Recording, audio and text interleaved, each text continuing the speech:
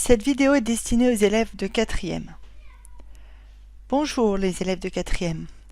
Nous avons vu dans le début du chapitre que la puberté est déclenchée par des hormones, qui sont dans un premier temps fabriquées par le cerveau, qui va entraîner le développement des organes reproducteurs chez le garçon et chez la fille, c'est-à-dire les testicules chez le garçon et les ovaires chez la fille, puis que dans un deuxième temps, à leur tour, d'autres hormones, cette fois-ci fabriquées par ces organes sexuels, vont pouvoir permettre l'apparition des caractères sexuels secondaires, comme par exemple la poitrine chez la fille, la musculature et la mue de la voix chez le garçon. Toutes ces transformations sont donc observées au moment de la puberté et elles sont déclenchées par des hormones qui assurent une relation entre tous ces organes. Nous allons dans ce cours nous intéresser à ce qui se passe pour que qu'est-ce qui se passe lorsque les organes reproducteurs fonctionnent chez le garçon et chez la fille. Après avoir écrit le dernier bilan dans le cahier, je vous demande d'écrire le grand 3, le fonctionnement des organes reproducteurs est continu chez l'homme, cyclique chez la femme. Attention, homme prend un petit h puisqu'on parle du garçon et femme prend un petit f puisqu'on parle des filles. Nous allons observer l'activité numéro 4 que je vous ai déjà distribuée par le biais de pronotes. Ce que nous cherchons dans cette activité, c'est comment fonctionnent ces organes reproducteurs chez l'homme et chez la femme à partir de la puberté. Nous allons commencer par regarder comment fonctionne l'organe reproducteur masculin. Vous avez un petit texte à lire qui vous explique que chez le garçon, la production de spermatozoïdes à partir de la puberté est continue et que cette production se fait tout au long de la vie, du garçon.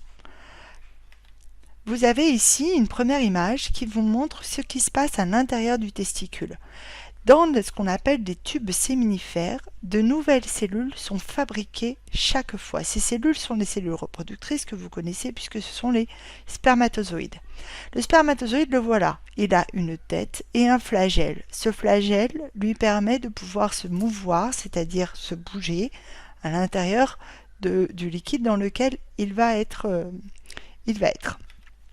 Chez la fille, c'est un autre fonctionnement. À la naissance, la jeune fille naît avec des ovaires qui contiennent des centaines de milliers d'ovules. Et au moment de l'adolescence, vers à peu près 13 ans, les ovaires vont commencer à fonctionner, à libérer des ovules. C'est ce qu'on appelle l'ovulation. Cette ovulation a lieu tous les 28 jours. Et au bout de 28 jours, un ovaire va donc expulser un ovule. Cette ovulation, cette libération de l'ovule, comme vous le voyez ici, donc en jaune, qui va sortir de l'ovaire, cet ovule va sortir en moyenne le 14e jour après le début des règles. Cela est variable, mais en moyenne, c'est autour de 14 jours. Sur ce dessin, on observe bien que donc, si on compte le premier jour, le début des règles, la jeune fille va avoir ses règles en moyenne autour de 6 jours. Puis, au bout de 14 jours après le début des règles, il va se passer ce qu'on appelle donc l'ovulation, c'est-à-dire l'expulsion de l'ovule. C'est à ce moment-là que si l'ovule peut rencontrer un spermatozoïde, il peut y avoir une grossesse. Si jamais il n'y a pas de grossesse, l'ovule va être libéré lors de la prochaine période de règles qui se déroulera en moyenne 14 jours après, c'est-à-dire un cycle de 28 jours.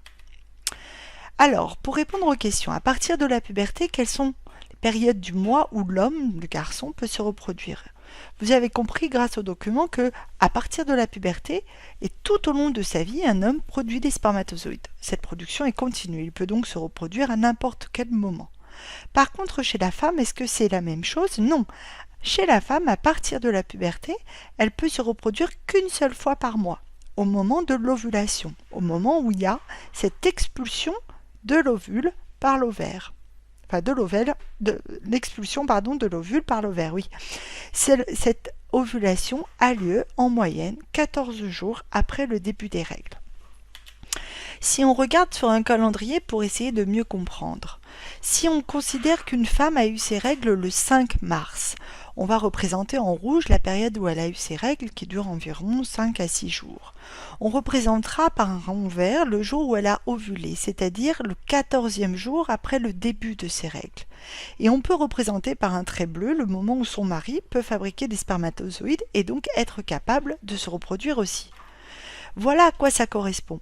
Donc le 5 mars, la jeune femme commence à avoir ses règles pendant 5 jours, et si je compte 14 jours après, c'est le jour où il y a l'ovulation. L'homme continue, lui, de fabriquer en continu des spermatozoïdes.